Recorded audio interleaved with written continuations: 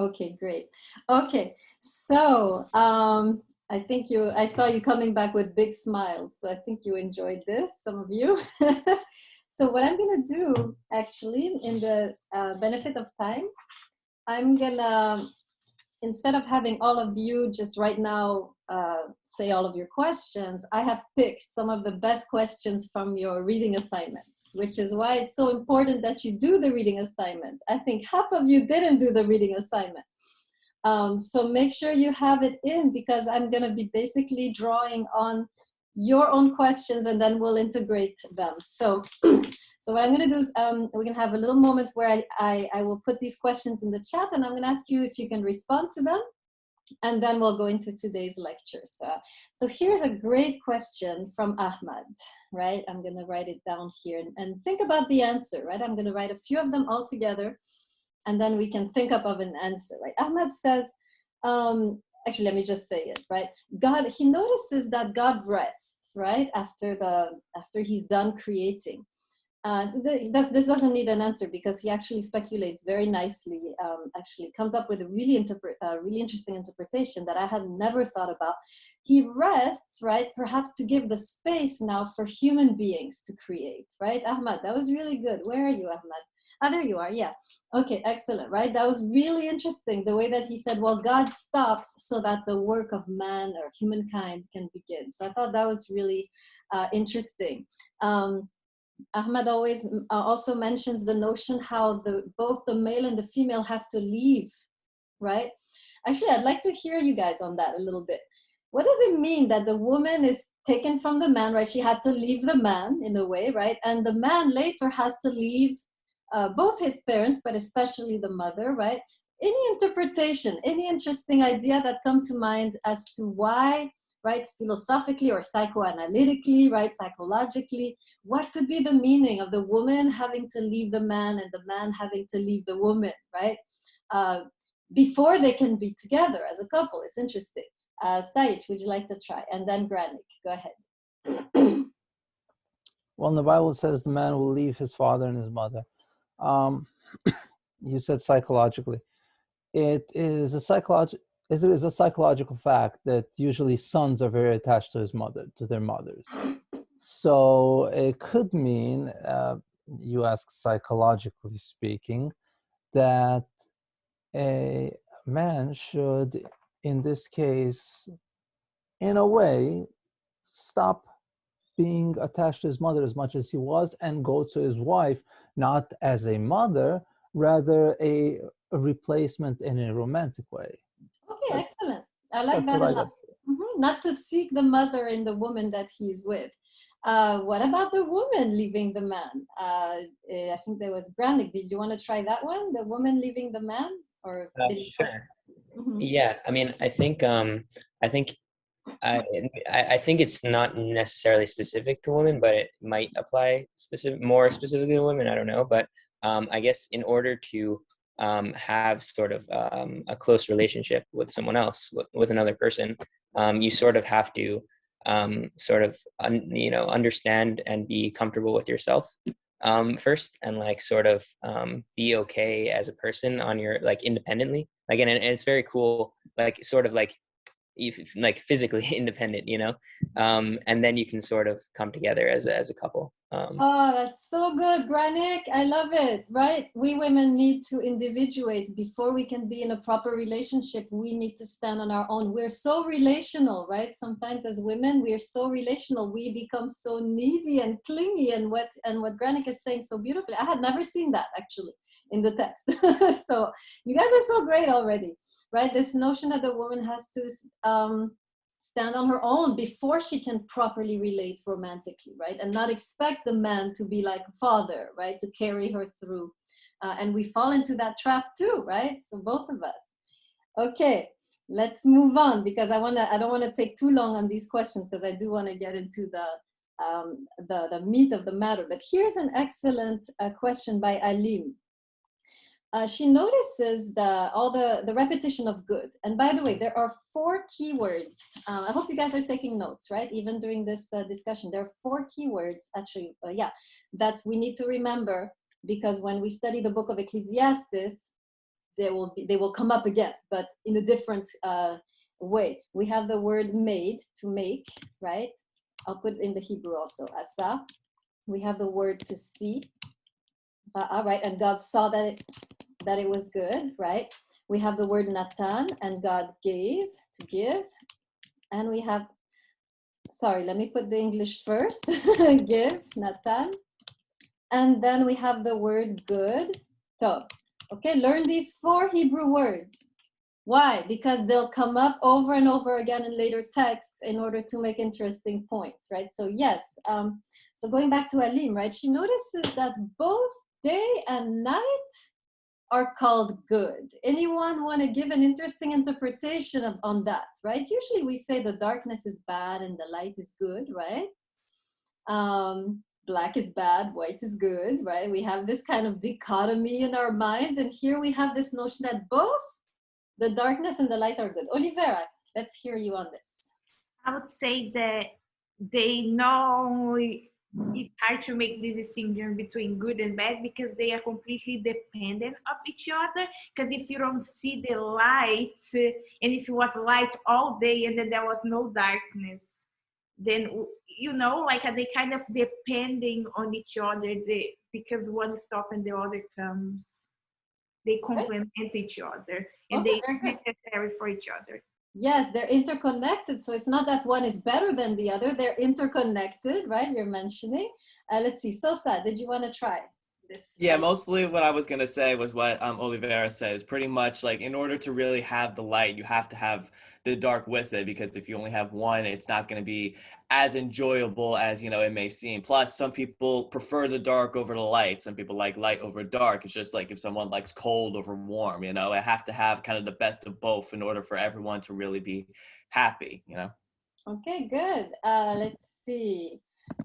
Kevin, did you, or Stage, go ahead. Sorry, Kevin. A really quick thing here. There is not possible to have light without darkness. Yeah, like a very interesting thing is you can compare that to yin and yang. Literally you cannot have light without darkness. That's all I wanted to say. Okay, nice connection with the yin and the yang, right? These are the 2 forces that make up the universe. So we tend to think dark is bad, right? Or even when we go through dark times, let's elaborate a little bit, right? When we go through dark times, we think, oh, this is bad. I want there to be light in my life again. Text seems to be saying both the dark times and the light times, right? Bright times seem to be equally, right? They're equally good in that sense, right? So that would be one way to see this passage. She continues and mentions something which has to do with a mistranslation, which I want to address right now. If you go to chapter 1, verse 30, she mentions the issue in her translation. Alim, what was your translation? I'm not sure what version it is. Okay. So in her version, it says, so verse 30, all the animals, all the birds, everything that creeps on the earth, and all the plants were given to man as food, right? That's what she's reading. Does anybody else have this translation? Where everything in the world, all the animals, the birds, and the plants are given as food. If you had that translation, just say yes in the chat. If there's anyone else who had this translation. King also, Stage also. Wow, that's insane. Okay, no, the actual text, actual text is saying, to all of the beasts, the birds, all that creeps on the earth, right? To everything that there is that has breath, right? I have given the green plants for food. And just before he says to the man, I have given you all the plants, right? So basically, first the man is given all the plants to eat in verse 29, which is a good case for vegetarianism, right? For those of you who are environmentalists. And then he adds, and also to the beasts, the birds, and the creeping animals, I also have given them the plants to eat, right? So this is the actual translation. So God has never, ever prescribed the meat, right? For, at least not here. Later he does, right? But not in this context, right? He's not prescribing in this context that we are to eat meat, right? Kestenbaum, you have a question. Yeah, mine is, it's sort of two parts. One is more technical, and I wrote this in my reading assignment, that on day 1, it says that light was created, but it is only on day 4 that the biblical narrative says the sun was created. So there are two obvious questions. Number one is, what is light then? Because without the sun, what really is light, unless it's a spiritual or it's a metaphysical term? And I think more profoundly, more importantly, I should say, is what's the concept of days? How can you say that one day has passed and now it's day 2 if there is no sun? So is all of this just relative to God's perspective, and humanity, or at least the reader of the biblical narrative, is sort of being invited to observe God in this act of creation? Because if you want to say we're intimately involved in the act of creation, well, the laws of nature that humanity subscribes to does not allow for anyone to act in this way, in the way that God is acting, of just bending the rules of nature. Yeah, one of the explanations I heard about why the sun comes later after the creation of light is to make the sun a small, minor thing. Why? Because the dominant culture around the Hebrews were worshiping the sun. So if you make the sun the first thing, it becomes like the thing, right? So he's kind of pushing the sun with the moon over there as a small, source of light, and not really an important, right, the important source of light. So that's one of the explanations I heard, that they didn't want to put the sun in the center because precisely of the context, the cultural and religious context. Okay, let's go to one really interesting question by Varghese. This is actually very interesting. She notices in Genesis 1 that they are created male and female. So the word female, right, is a different word later that is used for woman, right? So female in Genesis 1, or nekeva. And later, when the man turns to the woman in Genesis 2, he calls her woman, which is Isha.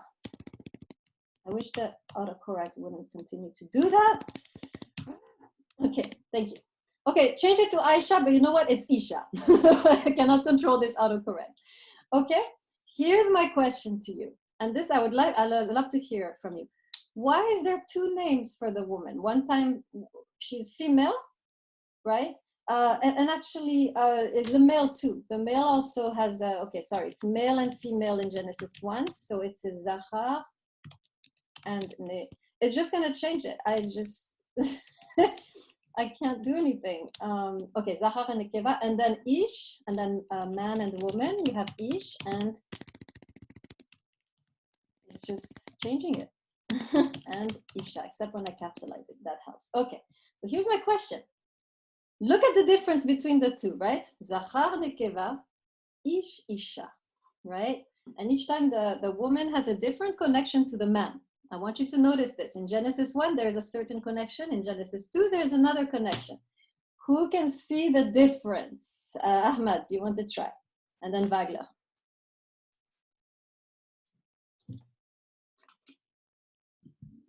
I see it as female and male as just biologically oriented, whereas man and woman are role specific, like the way their morals and the way they should behave and act and relate to one another is completely different. It's almost like yin and yang. Now, I like what you're saying, but where in the text can you find the support for what you're saying? Because when God, it's when God wants to find a helper for man. So, you're there. Okay. So woman is subordinate to man and his helper. All right, very good. So he's right. In Genesis 2, the woman's name derives from the man. Man is Ish. Now the woman is Isha, right? So you have something going on here in Genesis 2 where the woman seems to be connected to the man in that way. However, in Genesis 1, and we'll come back to that, Zachar, Nekeva, totally different, right? There's no one coming out of the other. And we'll come to that in a second. Interesting. Last question. This was by both actually Sosa and Williams. If we were made in God's image, then how is it that there's so many different races? Which race is God? Now, look at the text and tell me what is it that we were made in his? Let's go to Genesis 1, where it's mentioned, right? That we were made in his image. Go to 126. No. 27, 127. There is a description of what this image looks like. What is it, Sosa or Williams? Does it have to do with race? I believe that like when Look it at came the to text. No, don't you believe? Look at the text. Okay, hold up. Let me find it. Nobody cares what you believe. Well, thanks. Williams, do you see it? Is it a racial description? No, it just says his own image with the emphasis, and in the image of God created he him, male and female created he them. Okay, so it's a gender, right? It's a kind of male and female in that sense. We are made in the image, right? So and we'll come back to this. This is interesting. Why is it that the male and female is what makes us in the image of God, right? We're going to come to that. Anyone want to try? Professor Zuhan, I'm sorry to interrupt. I had a question because you would know better. This is probably more of a grammatical question than anything else, but it has to do with the idea of ownership in that language. Cyan, or I'm sorry, I don't know how to pronounce your name yet, that was in our group and brought up the same question. When the text says, and I don't know the original Hebrew, but when it says that God created him in his own image and likeness, is that own reflexive, or is it sort of more of a possessive thing? So when God says his own, is it like in the image of myself, or is it like an image which I possess and have domain over? It says in his image in the Hebrew, in his image. In the image of God, then it precisely. Okay, because it's just a question of the genitive that might be an interesting discussion, but I'll leave it at that. Thank you. Yeah, again, right, today after class, we have a whole hour if you want to bring more questions, right? Right now, I'm filtering a bit, and I know you're bubbling over with questions, so keep those, right? I'm going to go into the text now. So if you still have more questions, we have the whole hour after class for that. Okay, let's turn to Genesis 1. I'm going to focus today on gender, right? Because this is really, there's so much, of course, to say about the key words and so forth, but I hope you jotted them down for future reference. But I'm going to focus on gender. So let's go to Genesis 1 and look at how gender is described there, right? So first thing I noticed, which as a philosopher is striking, right? There are two things I noticed with regards to the creation of man and woman. In Genesis 1, you have both in the image of God. Okay, we know that. Genesis 2, and this is what sounds interesting to me coming from a Greek Aristotelian perspective, they're both made of clay and spirit, right? If you remember the man, right? And by the way, it's not the man, right? Genesis 2, it starts with what they call the man, but actually it simply means the earthling, literally. Adam means that which comes from the earth.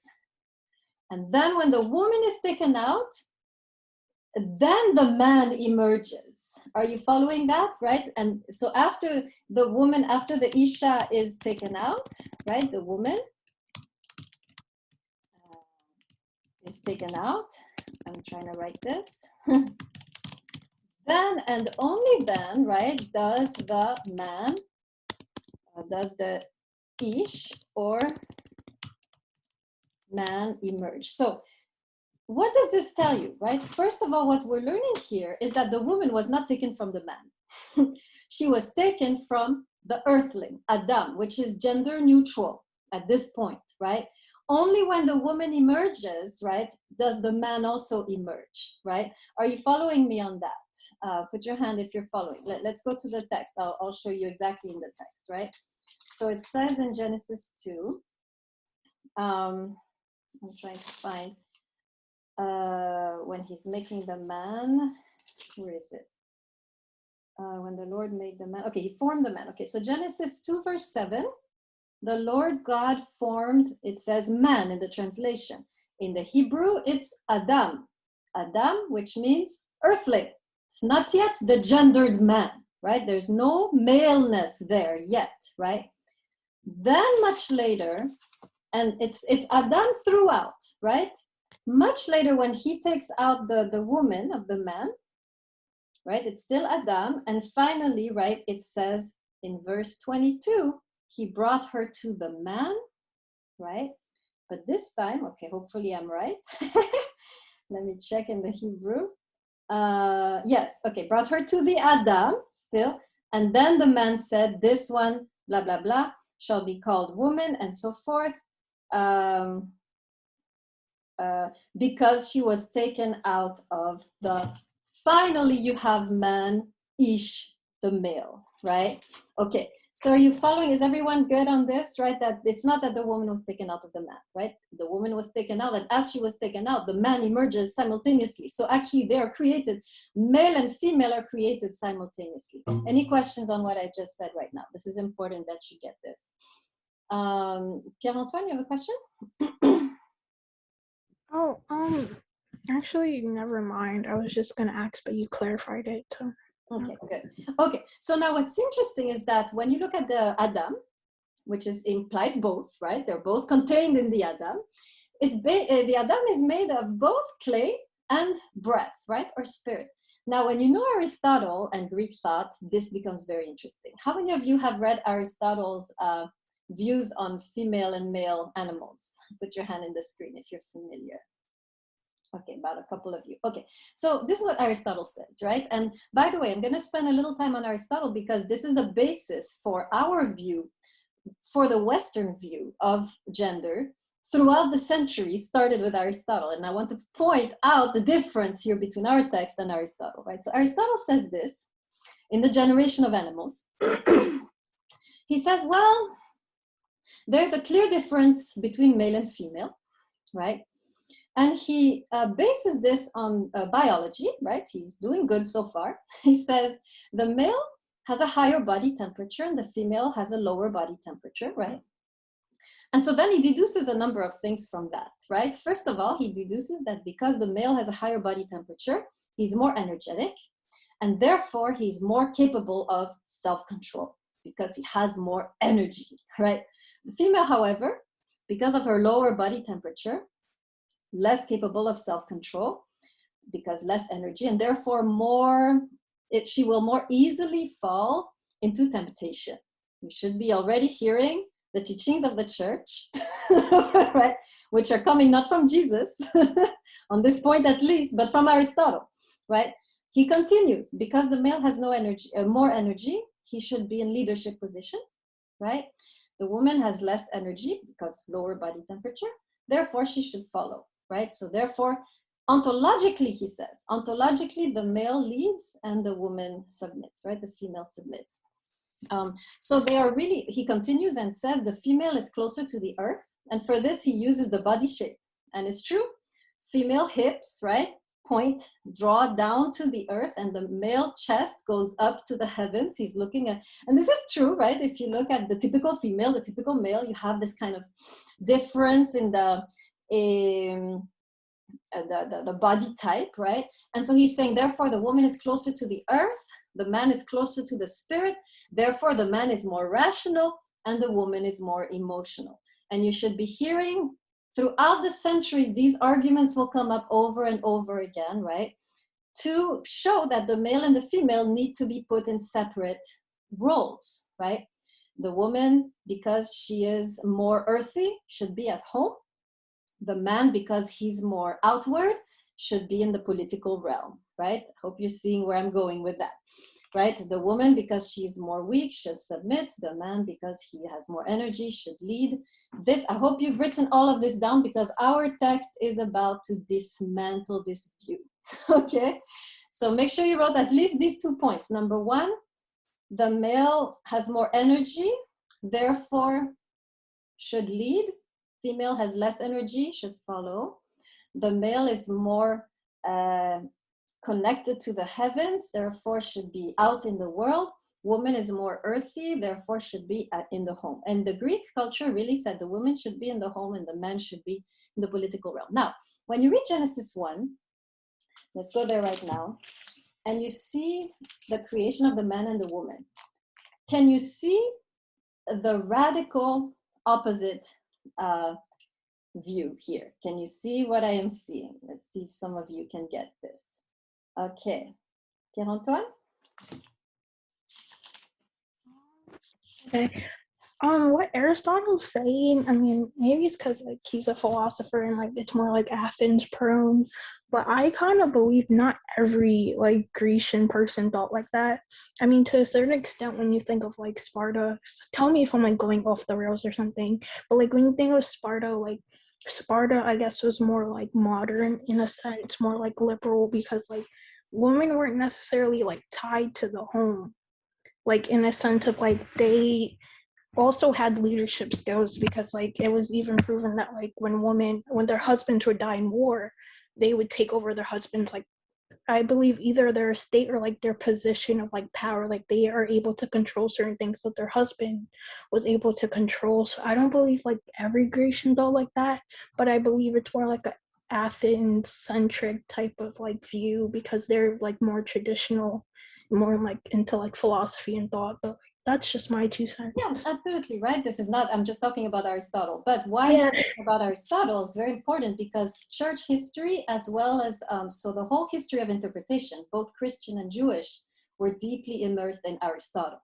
right? Not in Sparta's cultural, right? So Aristotle, what I just said now with Aristotle, has influenced centuries of interpretations on gender, which is why I brought it up. But of course, Greek culture is very vast.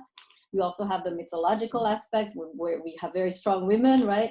Like Athena and so forth. So, but I was asking a question and I need an answer to it. So if you raise your hand, that means you have the answer to my question, right?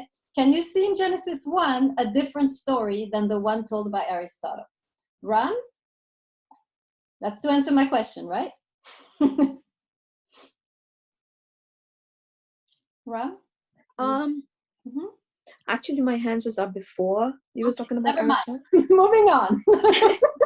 Well, again, guys, you can keep your questions for the hour, right? I'm trying to go somewhere, so guys, stay with me. Remember, be in the flow. Y'all are not in the flow. Y'all are. I don't know where you are. Okay. Yes. So to counter what you just said, I don't agree with. I didn't say anything. I'm asking a question. Answer the question before you counter me. What is the answer to that question? Look at your text, Genesis 1. What do you see there that tells a different story from Aristotle? Granik, go ahead. Oh, actually, never mind. I'm thinking of Genesis 3. Never mind. Oh my Sorry. God, okay. Pierre-Antoine? Okay, I'm so sorry. Like I'm sorry. I think like when he speaks about, I don't know. I think like Genesis 27, like 1:27 is like kind of highlighting it, but I think something that kind of challenges what Aristotle says, I think is basically what you were describing about how like what is it, like how men basically like came from women, because like when God says like man, he's not referring to like man like gender, he's referring to like earthling, quote unquote, right? So like if you think about it, like you said, was it, I think you said Isha is taken out, and then like then only then does the Ish like come out. I think that's kind of what challenges it. Excellent. That's in Genesis 2. You have the challenge from Genesis 2. I'm looking for the challenge from Genesis 1. Be with me, people. I'm so sorry. Okay, I'm sorry. It's okay, Pierre-Antoine. It's okay. Williams, go ahead. I'm guessing, I'm probably wrong, but when he said on verse 27, he created male and women, male and female, he said, and God blessed them, and God said unto them, be fruitful and multiply and replenish. It sounds like he's telling them both to do something, not, oh, I'm telling the man to do this and the woman do this. No, I want you both to do this. Finally. Thank you, Williams, for saving the face of the class. Right? This is exactly what I'm seeing there too, right? He's telling them, so go to chapter 1, verse 28, right? God blessed them and said to them, and I swear I noticed this only recently.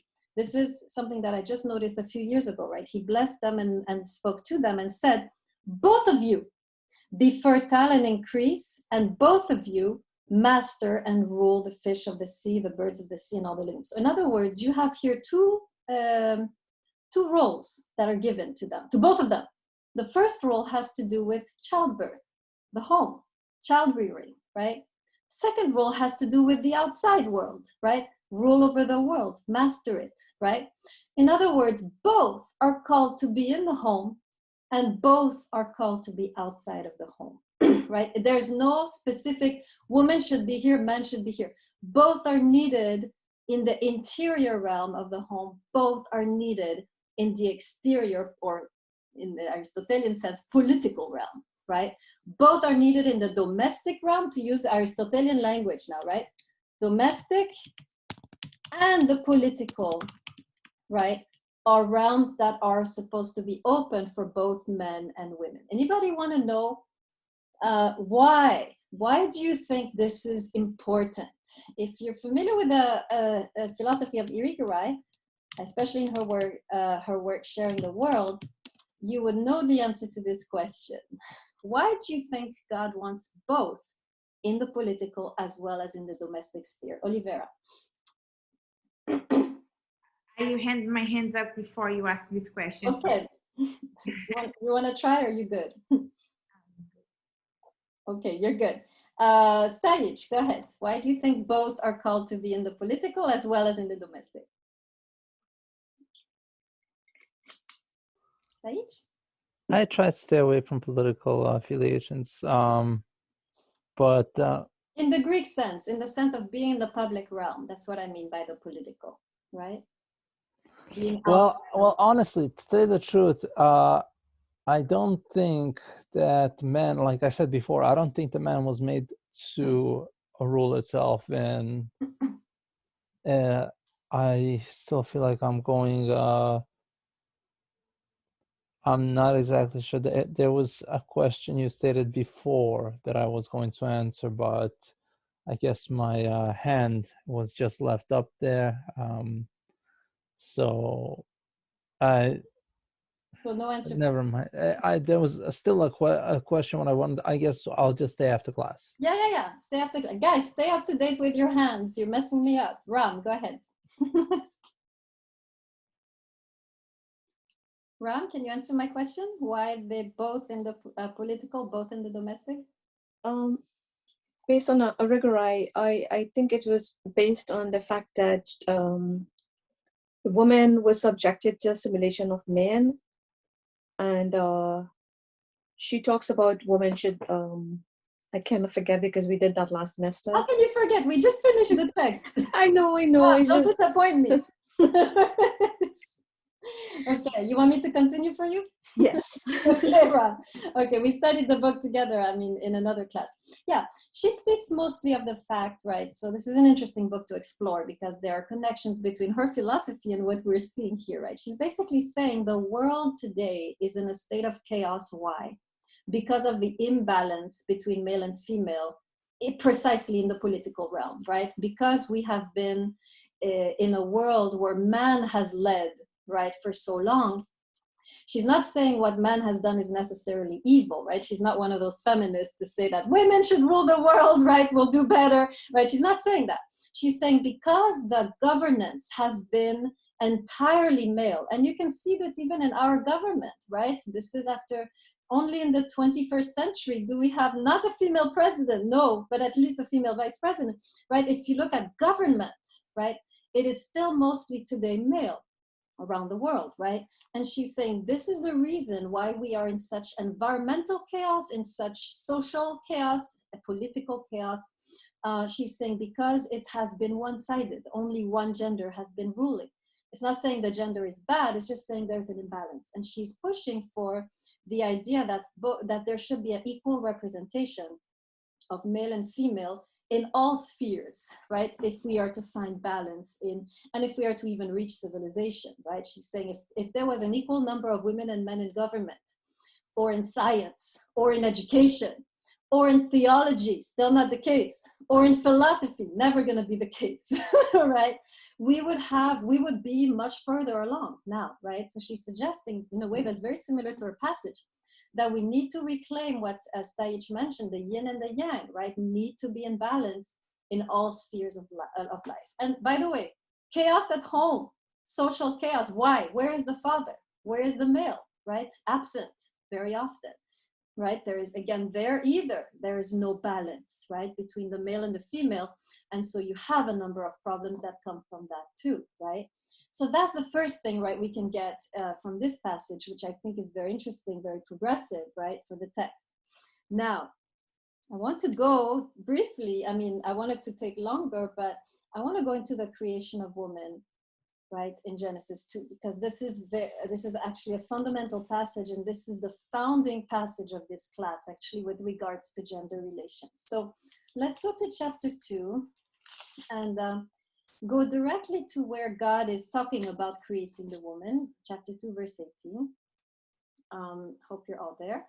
And it's interesting. Oh, there was something else so brilliant by Sosa. Yes. Please take note of this. This is so interesting. I want to stop on that before we get into this. It's connected. Genesis 1. Did you notice this? I never saw this. At the end of every day, God says, and he saw that it was good, right? There's one day where God doesn't say that. Anybody know where? So interesting. King, are you going to answer my question? I'm always scared now. Yes. Yes. And this is because I read Sosa's Oh, okay. Go ahead. he says that after he creates man, he takes a little pause. Yes. This is I never saw this. Is really cool. He says it after every single day, creates the earth, creates the heavens, creates the animals. And so when it gets to the creation of man, this is the one time where God doesn't say, and he saw that it was good.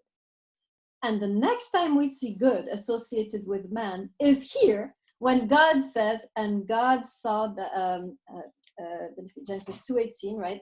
We have, if I could just find it really quick, that would be nice. Oh yeah. Genesis 2:18, the Lord said, it is not good for man to be alone.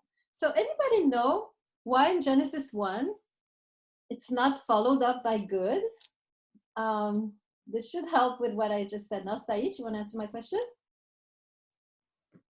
Yeah, well, it mentions that man has been looking at that all the animals have a mate. So it only makes sense if all the animals procreate that what's called must be a reason. A man needs to procreate as well. Therefore, once a woman has been created, it can go on. Man and woman can fill the earth like God had intended. And until a woman has been created, it wasn't good. Okay. Afterwards, that made sense. Very good, right? Genesis 1 now, Sosa, maybe you get the answer to your question. It wasn't yet good because the woman wasn't yet. Except I wanna go back to Sosa, because I'm hearing Sosa in my ears right now. The woman had been created, right, in Genesis 1. So it's a little different now, actually, than what we just said. Take a look at Genesis 1, 29, right? No, where is it? Where is the creation of 127. 127, right? God created man in his image, male and female. Okay, no, this doesn't work, right? Because he had created the woman in Genesis 1. So let's try and ask ourselves, why do you think, so it's not a gender thing, right? Why do you think that after the creation of man and woman in Genesis 1, there's not the mention that God saw that it was good? This is interesting. I'm intrigued about your answers. So let's see. Could I? Hold on, Kevin, please, Kevin, hold on. Pierre-Antoine, go ahead. I kind of have this sneaking suspicion. Like, I think my group in the breakout group, we were kind of hinting at something like that. Like, because man isn't perfect. Like, I don't think God really intended for man to be perfect. Like, because even in, like, I'm sorry, but I'm just hinting at like the future of Genesis, but like giving man free will hints at the whole idea like he didn't really intend on us to be perfect, because it was kind of like us giving us a choice in a sense. But that's just my theory, my idea. I don't know, it's all up in the air. So yeah, this is interesting, right? As though there's something still, as though it is up to us, right, to determine whether the creation of man was good, right? As though there's some open-endedness here that, well, we don't know yet if it's going to be good, right? So this is interesting, right? That there's something here missing, perhaps like Ahmad was saying, right? Perhaps this is opening up the space for us to choose whether we will end up being good or not, right? Excellent. Anybody else want to respond to that issue? Ram, go ahead. It's like he gave us like the evil tree, the tree that, you know, that's gonna make man evil. He put that there. So I mean, isn't that a choice he's given us to pick from the fruit? Either you want to be good, stay as you are, or you know. Okay, very good. Maybe God is giving us the choice to choose whether we want to be good, right? So that's interesting. Very good. Let's see, Kestenbaum, go ahead. And then Stage. I was just going to say that I find it interesting, Ram, that you use the term evil tree. Because I think the tree itself it's not evil, it's not good, it's just there. But humanity was given the choice of how they want to perceive it or how they will corrupt it or enhance it. And they obviously chose to make the tree evil, but I think what's so like interesting about the whole story of the Garden of Eden is it's not that they had, you know, real adversity to overcome or they had challenges. All of their mistakes were of their own doing. It's not like God gave them any unfair disadvantages. So I just find it, yeah, I just wanted to get that out of the way. Okay, yes, you're right. The tree is not described as evil. It is the tree of knowledge. It's not the tree of good and evil, right? Sorry, it wasn't meant to be evil tree. I was supposed to be very good, very good. But the evil came on before the you know, I came together with the tree and the evil. Sorry. Yes. The tree of knowledge. Thank you. Excellent. Stajic, I need you to talk now. Go ahead, Stajic. Well, yeah, technically it was the tree of knowledge of good and bad. But I wanted to bring out something else. Somebody said that Adam was not made to be perfect. Actually, Adam was called Jesus was called the second Adam, and we know that Jesus was perfect. So if Jesus was perfect and Adam wasn't, why would Jesus be called the second Adam? Okay, careful, Stajic. You want, in this particular class, you want to stick to the text as closely as you can. Whatever you're going to say. I'm just talking about perfection, because somebody said that Adam was not perfect. Adam was made to be perfect. Well, we don't know. We don't know. Where in the text do you see that Adam was perfect? Tell me. Why would Adam be given be sinless? How do we know before? That? How do you know that Adam wasn't sinless? Yes. How do you think know? that you think that Adam committed sin? I'm just telling you to find in the text evidence for what you're saying, Stajic. You know what? That I will do. Thank you for actually bringing your thoughts in my mind.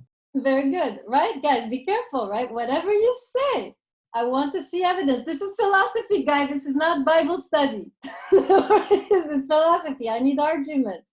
Kestenbaum, go ahead. So this might actually go against what was just said. The first, it's not necessarily a command, it's rather just a statement, but God tells Adam, the first thing he ever tells humanity is, I'm giving you the land to protect and to work. So protection and working already implies a deficiency, or there's some type of imperfection, and it's Adam's job to protect from the dangers from the outside world or whatever. And it's his job to work it, because without work, the land will become barren or whatever. So clearly there's already an implicit acknowledgement on God's part that already we're living in an imperfect world. Or at least incomplete, right? Incomplete, Very right. nice. Very nice, right? We have to take out these ideas that the Garden of Eden was this perfect place. Because actually it's precisely in the Garden of Eden that they ate from the tree, right? And we don't yet know if this was a good decision or bad decision. We'll come to that, right? We don't know yet. But based on the text, right? I'm not asking you to base it on what you heard in Sunday school. Based on the text, there seems to be something unfinished here, right? 2 reasons for this. Make sure you write this down, right? 2 reasons for this. Number one, as Sosa mentioned brilliantly, right, it doesn't mention with regards to the man precisely that it was good, like it was done in all of the other passages. And number two, the invitation to guard and work the land implies that there is something that needs to be completed by us, right? Very good, excellent. You guys are doing pretty good.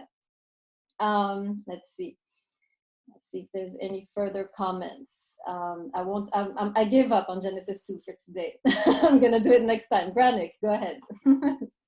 Yeah, I might be missing it, but I think on the second day, it also doesn't say that God saw that it was good. I don't know how that would factor into this. I'm not sure if it would, but I saw that. Yeah, I saw that briefly. Maybe, yes, I saw that briefly. That's interesting. You're right. It doesn't say, you guys go to the second day, which is verse 6. This is interesting. Let there be an expanse in the midst of the water, that it may separate water from water. He made the expanse, called it sky. The sky is not called good. And then later, the water is gathered into dry land. This is also interesting. So one of you was complaining that God created something higher than the other, the sky and the earth. I think Williams, was that you, Williams, who was complaining about that? Where are you, Williams? What was the question? That you were complaining that God made the sky higher than the earth and creating hierarchy. No, I'm confused about what was above the water and what was exactly. Oh, okay. Yeah, yes, I see Aline mentioning she was the one who said that. So now we have, our problem has complexified, guys. Now we have man who is not, creation of humankind, not necessarily good. And now we have the sky, which is not described as good. Anyone have any idea about that? I'm curious. Okay, let's see. Professor, on the same thing on Tuesday, it says that God said and it was good twice on the third day. Twice?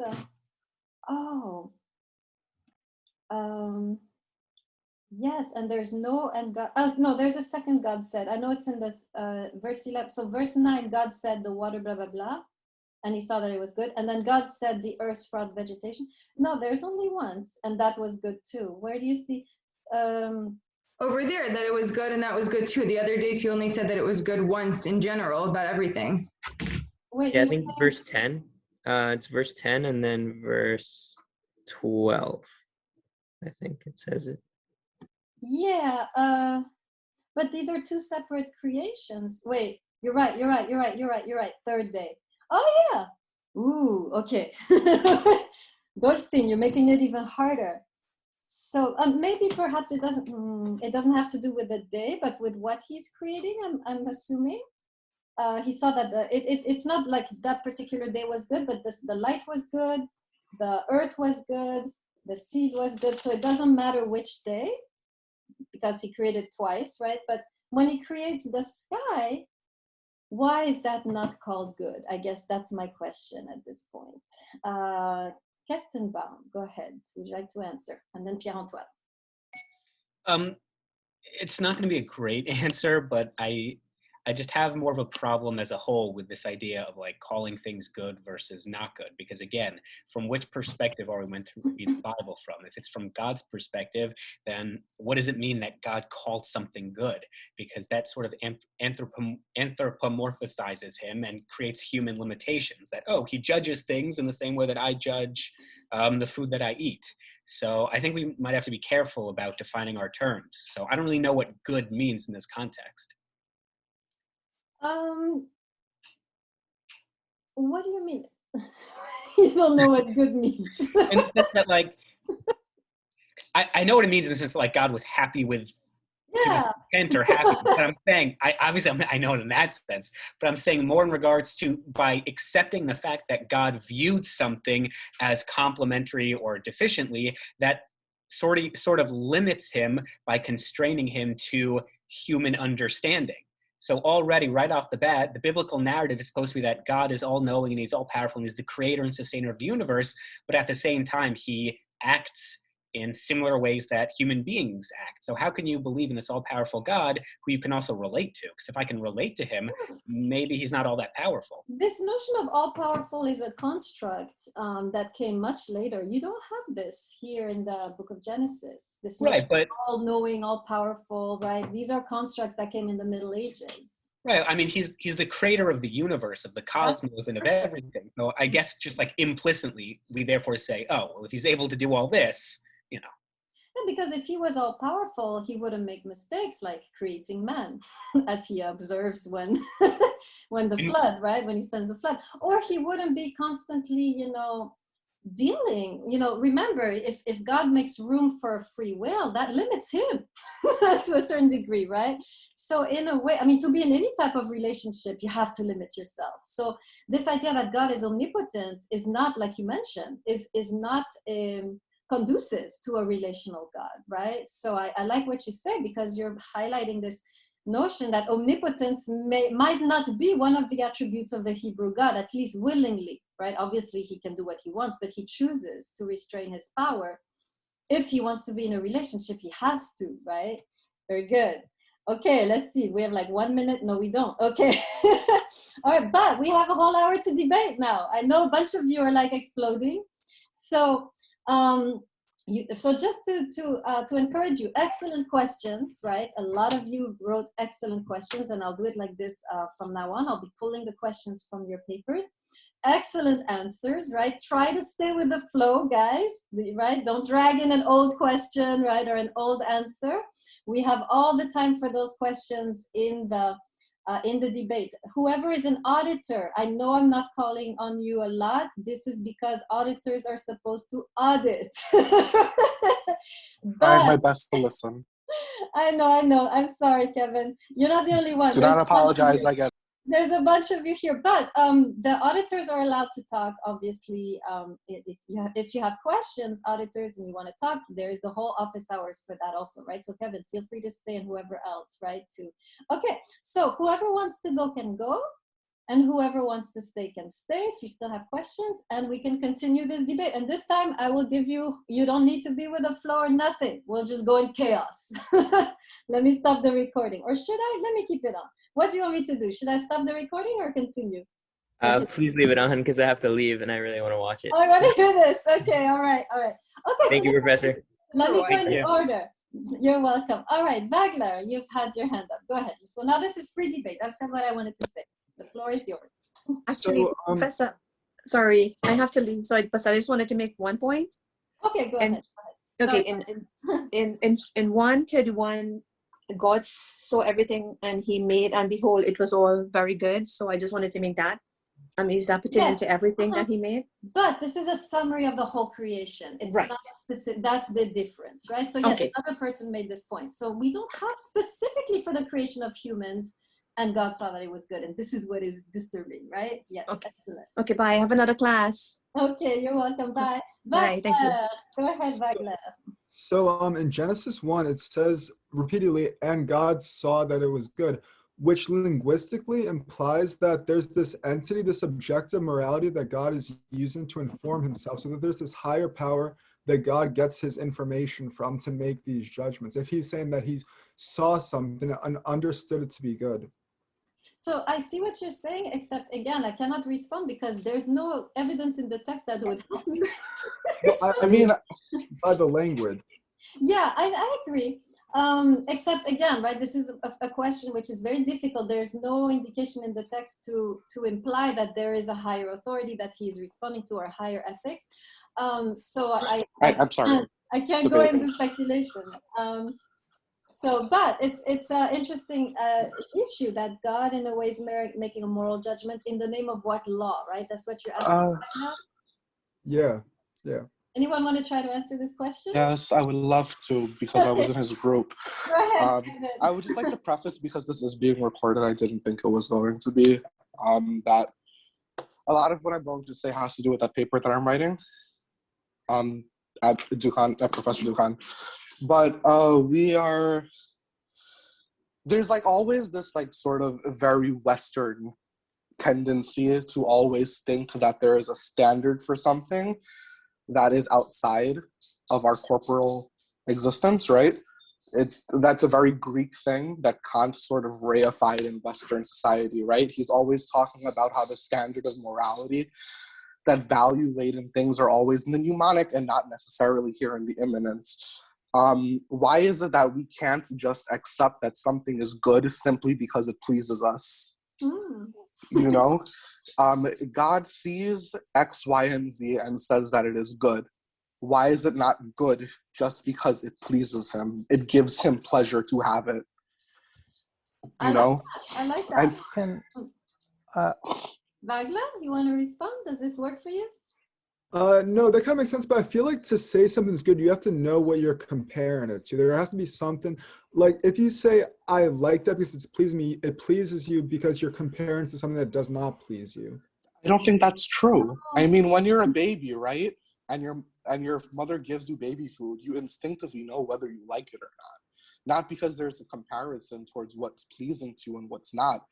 Like our bodies just react to things.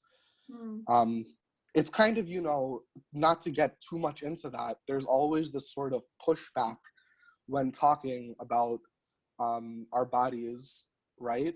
That we say, oh, if our body reacts to something, that must be bad, like as if sort of like chaos and this lack of the will to power, I guess, like this lack of will makes us sort of like animals, you know? Yeah. But is that necessarily true, right? And three things. One, is that necessarily true? Two, is that necessarily important or implied in any of the arguments? And three, why is that bad? Yeah, I see what Kevin is saying. He's saying God is feeling in his body that it's pleasing to him. So he's not comparing in his mind, right? He's just feeling, oh, this feels good. I like it, right? So you're speaking, Vagler, from a Greek perspective of good is always an intellectual decision based on a higher principle, the world of forms, right? In the Hebrew context, we have a different morality. The morality is embodied, right? It's your body that decides what is right and what is wrong, right? So in a way, in the Hebrew ethics, pleasure actually is considered moral, unlike the Greek, right? So in that sense, right? So maybe God is really reacting from his body, right? From his embodied reality. So I like that.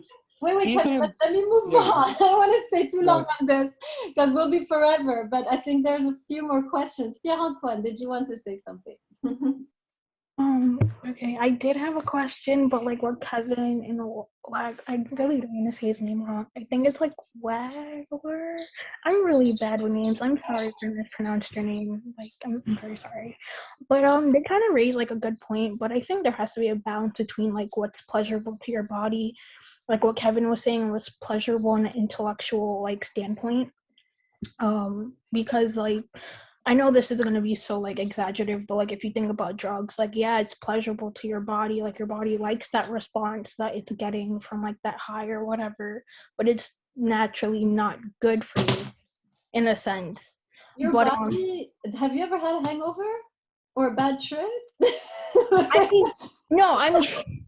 I mean okay, no, but like I know people who have the body seems to know. The body seems to know. Yeah, I mean, like, yeah, there are like bad. Like, I mean, okay, yeah. I mean, but I just think like there's like a balance between the two. Like, I think there's times where you judge like based off what's pleasurable to you. Like, you could define it as like what's pleasurable to you is what's good, and like you could also look at what's like good, like when you're comparing two things. I hope I'm making sense, but like that's what kind of came up in my head. But I just kind of thought like in class, I think we were talking about like why God was saying that he didn't say it was good after creating the sky. I just kind of think it's because he maybe had like a vision, quote unquote, like of how he wanted something to be, and maybe he just didn't like finish it on that day in a sense, like because when you think of day, like you have night and day, and then you have like things that happen during the day, like currently, and things that happen during the night. And I just think that maybe that's why, like, I don't really know how to explain it. I'm really hoping I'm making sense. But like, I just think that that's why he didn't say it was like, quote unquote, like good when he finished creating the sky and all of that, because like it was still kind of empty in a sense. Like, yes, he expanded like the earth, like made the waters in the land and the sky, but like there had to be more to it. It was probably like devoid of life, which is why he maybe thought of creating animals instead. Well, creating animals to like fill it up in a sense. I don't know. So yeah, you're right. The sky is kind of empty compared to the earth, right? So is that why, it's not good because it's empty? I don't know. Yeah, I'm curious. Stage, go ahead. Yeah. I'm sorry. I gotta get back to the whole pleasure concept. So you're essentially insinuating that what is pleasure is what. So you're going. That reminds me very much of Rousseau's philosophies. So pretty much, which of course contradicts Kantian philosophies. I just don't. I think we're getting into very dicey territories when you're saying that pleasure is all that man should go by. I'm completely. I mean, like I said, somebody said to me in the comments, we are animals. We have the ability to reason, which is metaphysics of morals. If you read Kant, I don't know whoever has read Kant. Kant specifically talks about a human being jealous of an animal which only goes for pleasure. Whereas humans, we have the ability to reason, so we're not only going for pleasure. Our ability to reason, we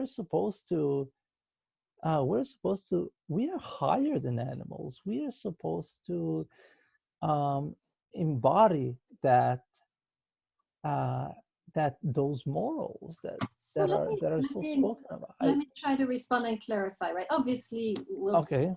In some texts, like the book of Ecclesiastes, pleasure is going to be the norm, right? But you're right. In general, the ethics of the Bible is not necessarily pleasure, but it's also not this Greek intellectual distinction between good and evil. The Hebrew ethics is connected to the heart, not to the mind. And so it's really love that dominates biblical ethics throughout the Bible, not only in the Pentateuch and the prophets, but also in the wisdom literature.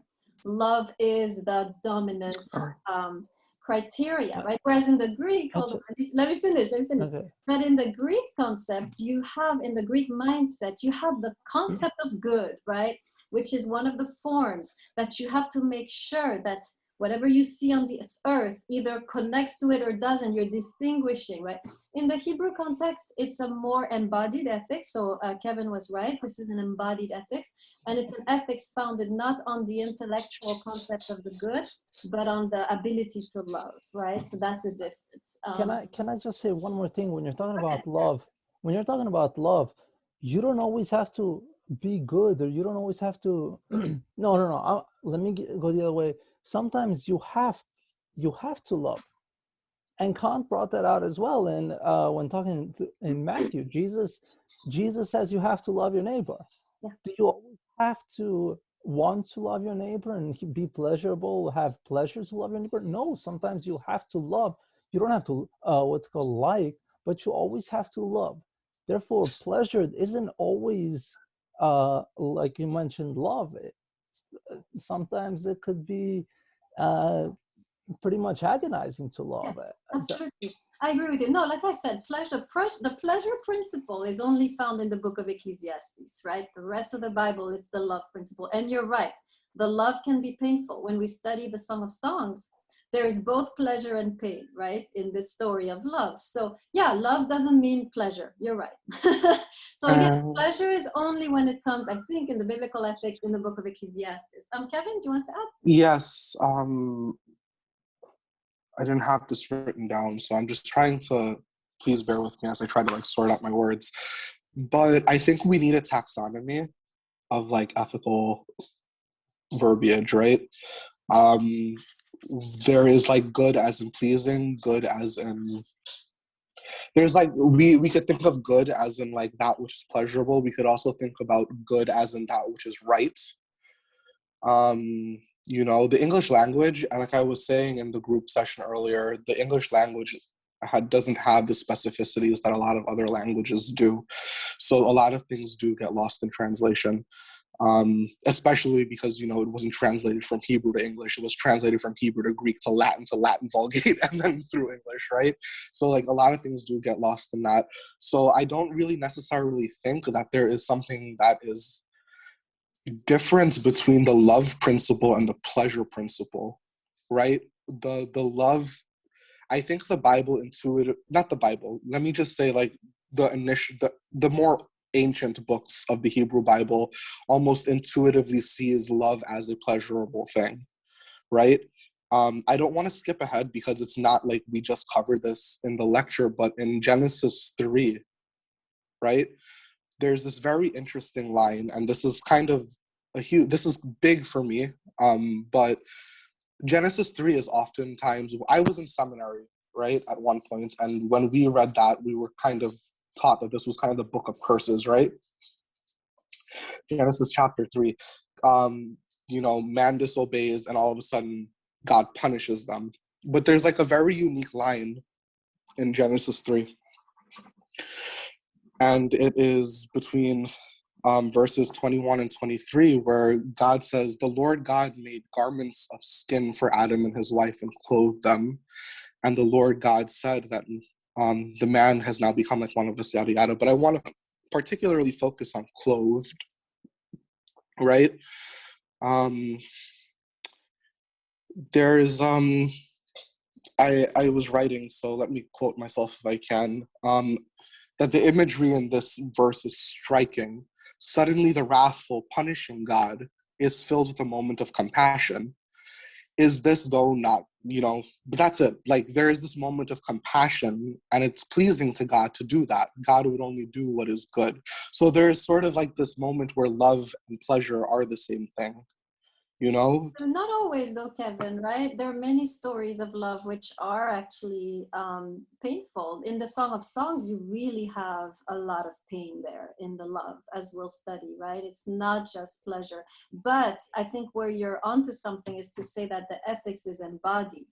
It's in the heart, right? I don't know. I don't know if I want to say that, because I mean, I know that we've gone over the Song of Songs many times, but the Song of Songs, again, like, must we differentiate between love as an activity and love as an emotion, right? So, like, I feel like the Hebrew sort of idea is that the activity of love is always pleasurable. The compassion, the achievement of doing something to care for the other is a pleasurable activity. At least that's how, like, I think the Hebrew mind conceives of it. So like taking care of someone, which is like the, you know, the imperative to care for one, to have compassion for another, I think matches up with like this bodily pleasure, at least in the Hebrew mind. That's where I will continue to agree with you that pleasure is part of the equation, but not only. Any other questions, guys? That you need to have settled before we conclude? No, that's it. You just want to listen to me and Kevin go back and forth about the embodied ethics of pleasure? Because we can go on and on if you want. We can go on and on. We used to sit after class for like from 6 to 9 in Powder Maker, just like doing this. So y'all have no other questions related to the text. I mean, I'm curious though, because I'm still kind of unsatisfied with why there's not this notion of good with regards to the sky. Like, has anybody figured this out while we're talking? I mean, I was also, but go ahead. No, we'll talk about this later. We'll go about this later. Go ahead. Not you. Talk about this later. I know. Well, I'm here until, you know, me and you decide to get drunk. So. Okay. Fun. Go ahead, and then Eileen. Well, Professor, if you have. Why are you talking without raising your hand? Oh, I'm sorry. Here, I'll raise my hand. Okay, wait, because I just called on Pierre-Antoine. Guys, you need to be more disciplined. This is really hard. Pierre-Antoine, go ahead. I kind of just thought of something. Okay, go ahead. Okay, so I know this is kind of going forward, but it kind of just popped in my head. You know how, like, when man was trying to go, like, build the Tower of Babel, and, like, you know, they're trying to, like, you know, get to God? I think that because like, you know, in the Bible it says like God knows everything. So don't you like, I think that maybe he knew this was gonna happen, and maybe that like the sky to him was like a kind of like a bad connection. I know it seems weird, and I know I'm going off like a crazy No, right you're good. but like I Good. think that is why, or that's why it could be like, because I like that. it just is a bad thing. This is why like he kind of like created, you know, the languages and all of that stuff, which is like that whole shift and like everyone being different. But I just think maybe that's why it's kind of like a negative connotation, or like when he had that battle, I say battle in air quotes, with like Lucifer, and like he kind of like they fought in the not fought in the sky, but like he sent like Lucifer and the fallen angels to the ground, like sending them to the earth, like in the sky. Like I think a lot of the times it could be like a negative connotation to God, like when a lot of bad things happen, when he had to cast out Adam and Eve from the Garden of Eden. PTSD from God. No, but you know what you're saying matches with the language. You have the word shamayim, which is heavens here, and it comes back in the Tower of Babel, the same word shamayim. So there is, I think, I like what you're saying in the sense that if he made the sky good, right, then we would be always climbing out to go to the sky, right? Yeah. So maybe there's some discretion on the part of God, like, let me not call this good because we want people to stay on earth and focus on life. I like that. No, Yeah, that was good, Pierre-Antoine. I like that. Alim, do you want to add?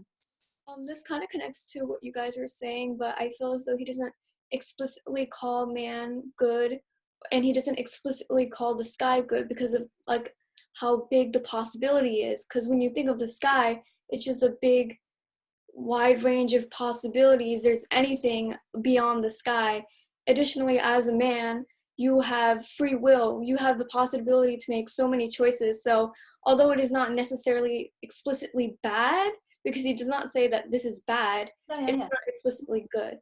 No, I like that. You're right. The sky has so many, it's much vaster than the earth, and he doesn't want to, there's not too much, like, it's vague, right? It's an expanse. I like that too. Very good. Figur, and then, sorry, Stage, you were first, and then Figur. Go ahead, Stage. Yes. I was going to go with something else, but now I have another. Now that you're talking about that, people are talking about maybe God, was expecting to do this, kind of also, I have a feeling that you're going to insinuate that God is evil because he had prophesied that Judas will betray Jesus. So are you saying right now that instead of now God saying good, God being the omnipotent and the omnibenevolent person, I have a feeling that some people are starting to get an idea that, and they're starting to push that God is evil. Now, where did you get this? Where is this coming from, Stage? Well, Pierre, and just call me Pierre. It's fine. Pierre mentioned that God had planned all this all along, that he had an idea that all this would happen. So he had a plan of doing something that was literally bad. He killed all the humans by what's called by the flood. After going through this, he said man, from now on the age of man will be 120 years old before the flood.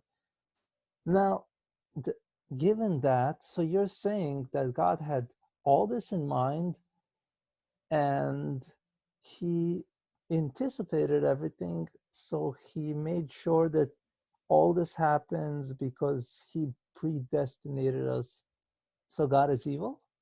Nobody said anything about God being evil. I don't know where you're getting this. And But I don't think Pierre-Antoine mentioned the flood. No, but she did mention. Go ahead, Go ahead, actually, please. Explain No, yourself. I didn't mean to, I wasn't saying I'm not saying God's evil. No, what I'm saying is that, not saying, God has, this predestined thing to, just murder everybody, but, in terms of, even, because you mentioned the flood, right? God's intensive purposes wasn't to murder, he gives that reason to know of, well, he's a holy God, and what the people of that land were doing was like going against him. And like he's not just gonna do something for no reason. Like God has intentive purposes for a lot of things. Like he wouldn't just go on a rampant, like he doesn't abuse his power. And like our professor said about like our relationship with God, like he has to limit himself because like we have to like connect with him in a sense. Like he wouldn't just like eradicate all of us like just for no reason.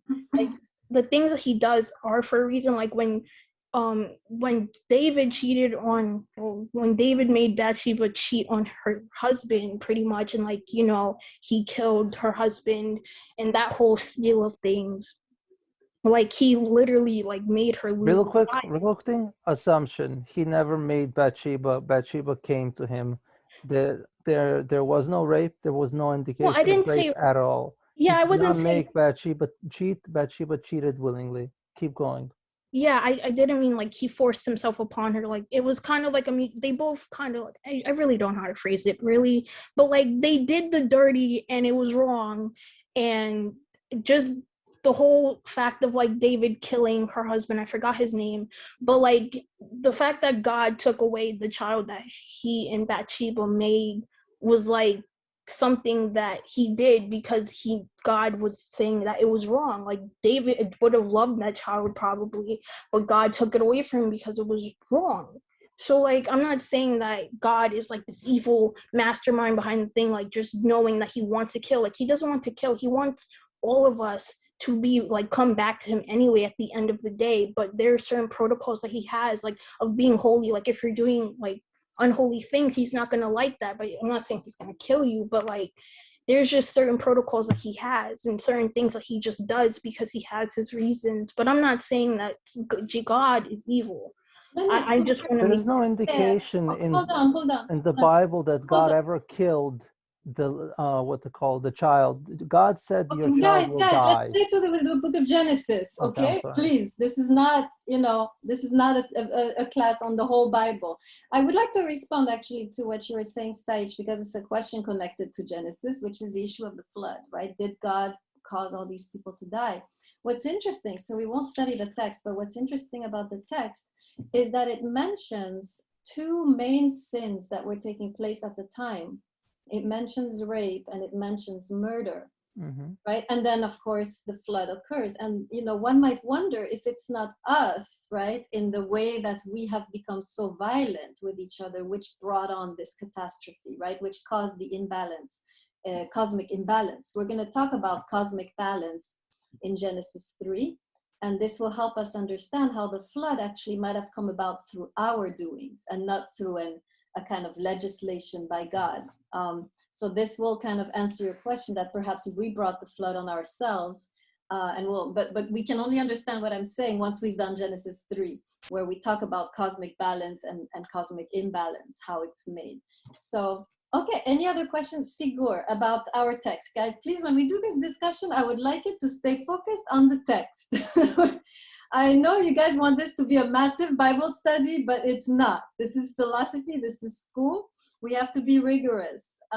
Professor, yeah, I do think like the OG God, like the Old Testament God, was sort of like did evil things because, I don't know, I just, in my opinion, good would always mean something that sort of promotes and sustains life. I think objectively, I think that's the most objective definition of good you can have, something that sustains and promotes life. Anything that's evil and bad takes away life, right? Like tumors are objectively bad because they will take away someone's life. There's no good that can come from that. That's just like a biological example, but you know, or you could say food is always good because it's something that promotes life. You're eating something, you're getting nourishment. There are different degrees of good. There are certain foods that are better for you than others, but some food is always better than none.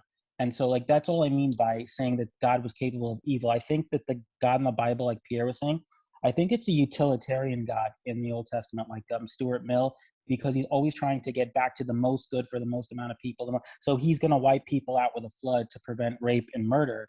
But that's just to promote that, you know, overall good for the majority of the people. But it's still an evil act to do it because it's not promoting life. It's actually, you know, it's harming. It's taking away life. Versus the New Testament, You know what I mean? Like the New You're Testament. the one who came up with God being evil. Then you're the one that. Oh yeah, I know. Because I just not evil, but capable of evil acts for the overall good. Because he's more of a utilitarian God versus in the New Testament is a different type of God. It's a very benevolent God. So Let me that was just my. Yes, New Testament is not that great either. A God who is crucified and who accepts that his son will be killed, and I don't see, and then his followers be murdered. Not that great. And then the apocalypse where everybody dies. No. But let me respond to what you said because it brings up something interesting. Remember that the Hebrew Bible God is in covenant with us. So whatever he is doing, we are also doing. Do you follow what I'm saying? Right? So if there is any of these rash actions by God, we have to remember that as partners with the Creator, we have a part to play in this, right?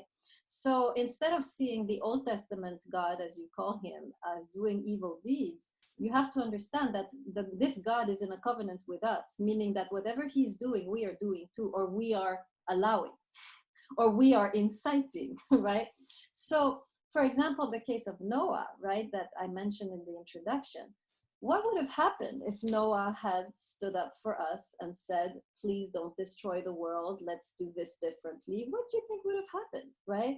This is just a question I'm asking, you don't have to answer. So in many ways, right, these kind of rash actions by God seem to stem from a kind of blandness and passivity coming from the side of humanity, as though evil arrives when we are bland and passive, right? If you want to think of it philosophically, right? So we have to think beyond the literal view that, oh, God is in charge. He's not in charge, right? He's in a covenant. We're in this together. So in many ways, we are as responsible as he is for whatever is happening or whatever he is doing. Does that make sense, Figur? Yeah, it makes total sense. So wait, you're saying that because we're in covenant, so God has no influence over this world? So he's in partnership with us. So whatever he's doing, there is something that we are also responsible for, right? This is why I was saying the text, while it says that God chose to destroy the world, also makes a list of very grievous sins that we were committing, right? So there is a human responsibility for the flood, which is as heavy as the divine responsibility, at least, if not more. All right, thank you, Professor. Yeah, remember what Ahmad said, that God rested in order to make room for us, right? We have a very high responsibility for cosmic balance, right? If we fail, then everything fails, right? And the text maybe just uses the word God, but ultimately it might be us, right, who have provoked the flood. That's what I'm implying, that I am insinuating that we are the ones who, through our transgressions, created this cosmic disaster. And I'll be clearer about it when we do Genesis 3. Stajic, go ahead. You have a question. No, it's not a question as much as it is a reply. You say that we're all in this together. I would definitely not say that. If you don't follow the rules of God, it's been mentioned, if you don't follow God's rules, you're in trouble. That's basically it. If you don't follow God's rules, God has set a set of rules. And that's it.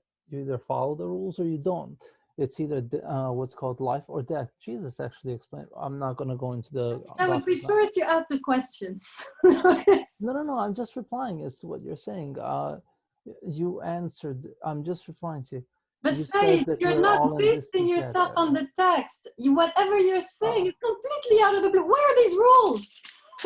It's a philosophy class, number one. Second, yes, but it's a textual analysis class. Whatever you're saying, you can't just preach, right? You have to, whatever you're saying, I need to see the evidence in the text. Otherwise, it's not rigorous. Okay, fine. Then in this case, I have to go to the Gospels then. Jesus No, said, you don't. We're not doing the Gospels. We're doing Genesis. You cannot just go all over the place. Fine. You said, what's it called? You said he made a covenant with us. He made a covenant with Abraham. Okay. He made a covenant with Abraham, not with... But there are no rules. There are no rules at this point. There's no commandments. We are not in a legislative dynamic with God in the book. So you're saying that right now, in this context, God is making a covenant with all humans. In this context, we're not yet in the covenant because that comes with Abraham, right? But in this context, you simply have a history of the creation and you have God asking a few questions, but you don't have any commandments. You don't have any, legislative, God is not, kind of this legislator like he will be in the book of Exodus. We have a completely different vision of God here than what you're talking about. So you can't bring that in here, right? Well, I would say that the legislature do not touch the tree is pretty much don't do Okay, it. now if you talk about the tree, you have a legislative aspect, but this is the only command we have right now, and we haven't yet studied it, so we don't even know what it means. Oh, that's right. Okay.